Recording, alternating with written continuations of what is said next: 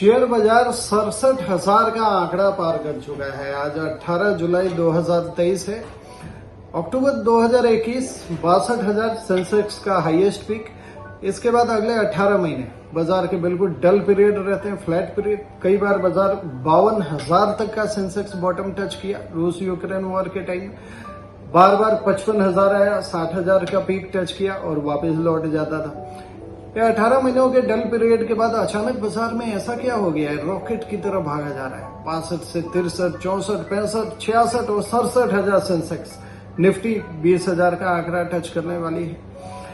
अब ऐसे में जो इन्वेस्टर्स हैं, इक्विटी इन्वेस्टर, उनको एक तो मजा भी आ रहा है, पोर्टफोलियो देख के काफी बढ़िया लग रहा है, मगर एक स्केरी टाइप माहौल भी है, एक वहापोह की भी स्थिति है कि ऐसे बाजार के स्तर पे क्या किया जाए। क्या यह बाजार इतना रिस्की है कि इसको बेच के प्रॉफिट बुक कर लिया जाए, या इस बाजार में आगे आने वाले 4-5 सालों के संकेत बहुत अच्छे हैं, तो क्या और भी पैसे इसमें लगा दिया जाए? एक फोमो फैक्टर हो जाता है, फियर ऑफ मिसिंग आउट का, या कुछ भी ना किया जाए, बस देखते रहे। So whether to buy, whether to sell, whether to hold the investment. तो आइए इस वीडियो में हम 3 बातों पे चर्चा करेंगे। इस वीडियो के पहले पार्ट में हम देखेंगे कि ये जो बाजार में रॉकेट लगा है उसका कारण क्या है, क्यों भागा है अचानक इतना।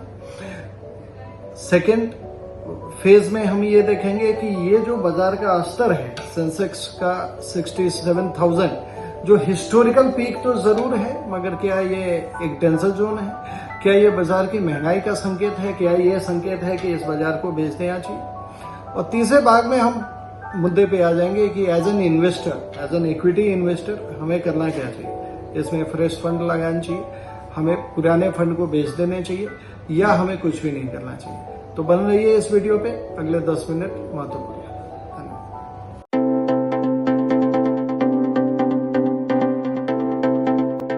देखिए, बाजार के बढ़ने का कारण तो एफआईआईज का इन्फ्लोज ही होता है। वो आज इंडिया हॉटस्पॉट बन चुका है, एफआईआईज का डार्लिंग बन चुका है। जो FIIs sell India buy China की स्ट्रेटजी पे शुरुआत किया था initial years of the calendar year, अब उन्होंने अपनी स्ट्रेटजी बिल्कुल रिवर्स कर दी है। अभी की strategy sell China buy India हो गई। $10 बिलियन का निवेश तो बस अप्रैल मई जून में आया है, जिसमें मोर देन 60% खाली जून में आया है। अब ऐसा क्या हुआ है कि चाइना से लोग पैसे निकाल के भारत में लगाने लगे? तो देखिए, एक तो चाइना में गए क्यों थे, भारत को बेच के चाइना में खरीदने क्यों चले गए थे? ये FIIs are very opportunist elements. China की इकोनॉमी ओपन होने लगी। चाइना एकमात्र ऐसी इकोनॉमी थी जहां इंटरेस्ट रेट घटाने की कवायद शुरू हो गई, तो ऐसा लगा कि चाइना की इकोनॉमी अब जबरदस्त बूम पीरियड में आ जाएगी। इस चक्कर में सारे एफआईआई चाइना खरीदना शुरू तो कर दिया। कुछ ही महीनों में 2 चीजें पता लगी। नंबर 1, एक काफी जानकार हैं बाजार के, फंड रिसर्च एनालिस्ट है मिस्टर मार्क मोबियस, जो दुबई बेस्ड फंड एनालिसिस करते हैं, जाने माने व्यक्ति हैं। उन्होंने ऐसा लिखा, अपना ट्वीट किया कि चाइना में निवेश तो कर रहा हूं, but I don't know how will I manage to exit the China. अब इससे साफ ऐसे संकेत आए कि चाइना की जो गवर्नमेंट है, जो पॉलिसी है, वो थोड़ी रिस्की तो है। अब वहां पैसा लगाना तो आसान है, मगर पैसे का एग्जिट का रूट इतना आसान नहीं हो सकता है। There is a fear factor because of the type of government there. इसके बाद चाइना +1 स्ट्रेटजी, जो पोस्ट कोरोना काफी पॉपुलर हो रही है। अलग अलग देशों के जो गवर्नमेंट है वो चाइना से निकल के एक विकल्प ढूंढने के लिए अपनी कंपनीज को इंसेंटिव दे रही है, जिसका भी असर दिख रहा है। अच्छा, इसी वक्त इंडिया ने काफी रेजिलियंस शो किया। अब देखो, अक्टूबर 2021 सेंसेक्स 62,000 का आंकड़ा पार किया। इसके बाद के 18 महीने काफी भूचाल वाले रहे। बड़े सारे ग्लोबल नेगेटिव न्यूज आए जिन्होंने मार्केट्स को हिट किया। रूस यूक्रेन का वॉर हो, या अडानी का एक सागा हो जिसमें एडिनबर्ग की रिपोर्ट आई थी, या यूएस की एक के बाद एक बैंक्स कोलैप्स होते चले जाने की न्यूज आई, या चाइना में एवलांटे क्राइसिस आए। तो ये जितने क्राइसिस के न्यूज आते हैं, हर बार ऐसा लगता है कि अब मार्केट लगातार फॉल होना शुरू हो जाएगा। मगर ये मार्केट फॉल होता है, एफआईआई का निवेश होता है, मगर डीआईआई जो डोमेस्टिक इंस्टीट्यूशनल इन्वेस्टर, इन्होंने मार्केट को काफी रेजिलियंस दिया है। इन्होंने काफी इन्फ्लो दिया, काफी मैच्योर मार्केट दिखाया। और तभी जहां विदेशों की मार्केट 35% तक करेक्ट हुई, हमारी मार्केट 17-18% का ही मैक्सिमम करेक्शन दिखा और फिर वापस रिवाइव हो गई, बार बार रिवाइव हो जा रही थी। और अभी ये एफआईआई वापस से इंडिया का रुख करने लगे। इन्हें गलती पता लग गई कि इन्होंने सेल इंडिया और बाई चाइना करके एग्जिट बाहर करके कुछ तो गलती करी है, क्योंकि जो एनालिसिस है वो इंडिया के फेवर में है अगले 5 साल। आप देखिए डेमोग्राफी को उठा लीजिए तो we have the highest youngest population. Literacy rate हमारी बढ़ रही है, तो यंगेस्ट पॉपुलेशन अगर लिटरेसी रेट के इंप्रूवमेंट के साथ है तो जबरदस्त रिसोर्स होता है, लेबर का चीप लेबर है। हमारी मार्केट बहुत बड़ी है। इंफ्रास्ट्रक्चर हमारे यहाँ का पेन पॉइंट था। आज आप कहीं भी बाहर जाके देखें, रोड नेटवर्क हो या इंफ्रा की कोई भी चीजें हो, जबरदस्त इंप्रूवमेंट है।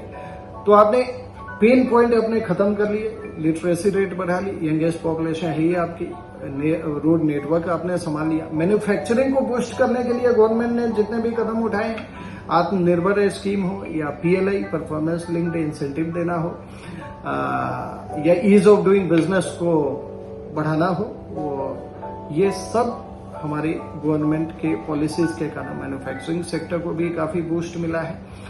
पॉलिटिकल स्टेबिलिटी आप देखिए 2004 से 14 यूपीए की सरकार रही, भले मिली जुली सरकार थी मगर स्टेबल सरकार थी। 2014 से 2024 फिर बीजेपी की सरकार, स्टेबल सरकार है। तो हमारी जो नीतियां हैं सरकार की तरफ से, हमारी जो फंडामेंटल पोजीशंस हैं, जो हमारे यहाँ जो इन्फ्लेशन को बहुत बढ़िया तरीके से आरबीआई ने कंट्रोल किया, तो ये सारी चीजें क्या बताती हैं कि अगले 5 साल का आउटलुक हमारा बढ़िया है।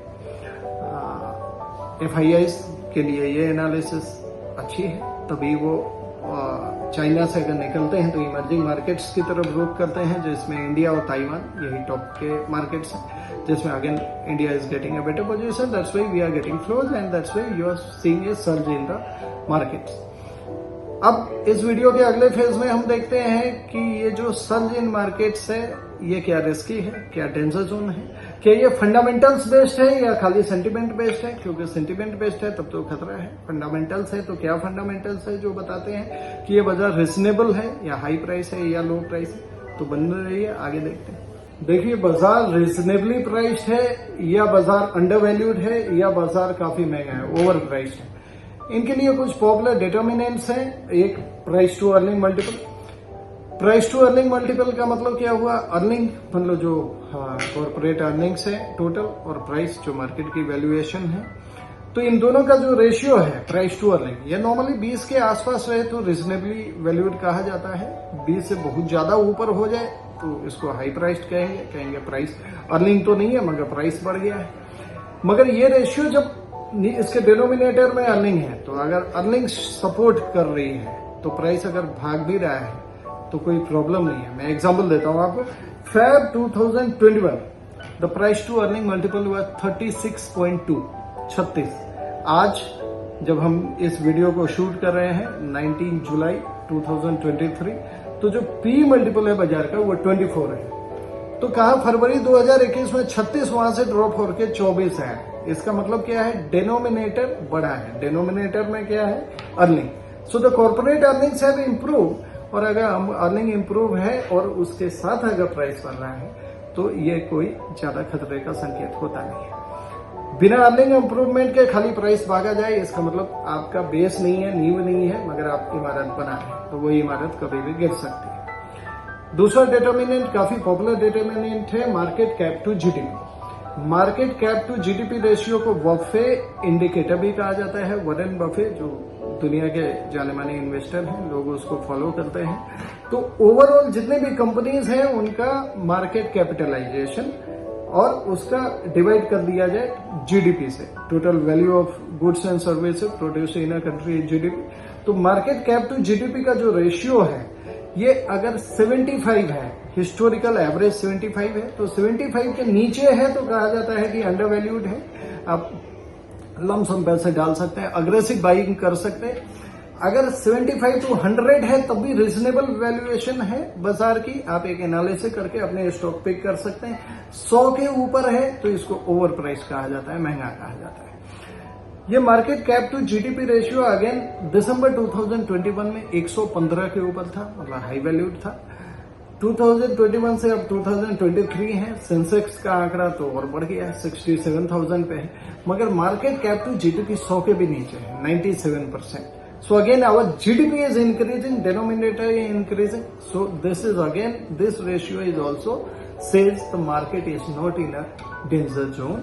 The market is fairly priced. तो सतही तौर पे जो दिख रहा है वैसा है नहीं, आप इतना डरने की जरूरत नहीं, घबराने की जरूरत नहीं। अब as an investor, equity investor, क्या करना चाहिए हमें? क्या बने रहना चाहिए? क्या थोड़ा सा प्रॉफिट बुक करना चाहिए, या हमें कुछ और पैसे से बाजार को बाई कर लेना चाहिए इस स्थिति में? ये सवाल सबके जहन में है, तो आइए इस वीडियो के पार्ट में हम इसी का जवाब देने की कोशिश करते हैं। बल्कि देखिए, इस बाजार में करना क्या चाहिए ये बिल्कुल आपके रिक्वायरमेंट्स पे निर्भर करता है। आपको अपने एसेट एलोकेशन पैटर्न को एनालिसिस करना होगा। अगर आपका म्यूचुअल फंड का पोर्टफोलियो या ओवरऑल इक्विटी का पोर्टफोलियो 100% इक्विटी है, आपके पास कोई भी डेट में या फिक्स इनकम में या लिक्विड फंड में पैसे नहीं है, तो ऐसा हो सकता है कि ये बाजार फंडामेंटल ड्रिवन रैली है, बुल रन है, इसलिए कोई नियर टर्म में खतरा नहीं देख रहा। मगर एक अनप्रेसिडेंटेड अगर कोई न्यूज आती है, ग्लोबल न्यूज जो इंडिया से कंसर्न नहीं है, बाहर से है, मगर फिर भी इसका इम्पैक्ट इंडिया में आता है, तो शॉर्ट टर्म वोलेटिलिटी जो दिख सकती है। शॉर्ट टर्म वोलेटिलिटी का अगर आप अपॉर्चुनिटी के रूप में इस्तेमाल करते हैं, वो तभी कर सकते हैं जब आपकी पोर्टफोलियो की परसेंटेज लिक्विड फंड में भी होता है। तो अगर आपके फंड में डेट फंड की मात्रा है ठीक ठाक, 50-50 है, 50 डेट 50 इक्विटी, तो आप निश्चित रह सकते हैं, क्योंकि शॉर्ट टर्म में अगर कोई वोलेटिलिटी आती है तो उस डिस्काउंटेड बाजार को खरीद के आप अपनी प्राइस एवरेजिंग कर सकते हैं।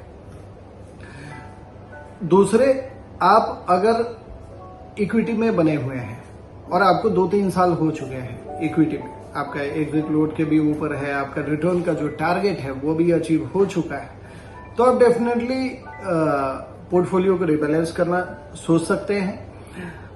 अगर आपका एक्सपेंडिचर है, मान लीजिए कंजम्पशन है, अब एक व्यक्ति है जिन्हें खर्च नहीं करना है, कोई इमीडिएट शॉर्ट टर्म में 6 महीने में 1 साल में कोई खर्चा नहीं है, तो वो पैनिक में आके उनको बेचने का जरूरत नहीं।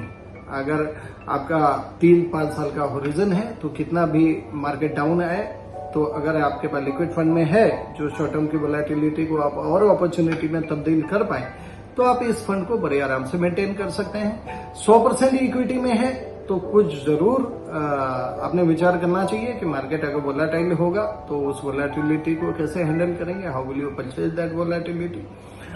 और अगर आपका नियर टर्म में खर्च है तो आप डेफिनेटली बाजार से इक्विटी परसेंटेज को कम कर सकते हैं, सो दैट बाजार के डाउन आने का कोई इम्पैक्ट ना आए। बहरहाल, बाजार डाउन आएगा या ऊपर आएगा, शॉर्ट टर्म में कभी प्रेडिक्ट नहीं किया जा सकता है। 3 साल से 5 साल का बाजार का आउटलुक बहुत ही बेहतर है। बाजार में अगर आप पार्टिसिपेंट नहीं है, if you are putting all the money into taxable fixed deposit baskets, definitely this is a time to remove the mental blocks whatever you have and be a participant in the Indian economy. Indian economy is a sweet spot for the entire world. So why you are not taking the benefit of the economy? ऐसे ही videos आते रहेंगे, बने रहिए। बाजार को, finance related चीजों को decode करते रहेंगे।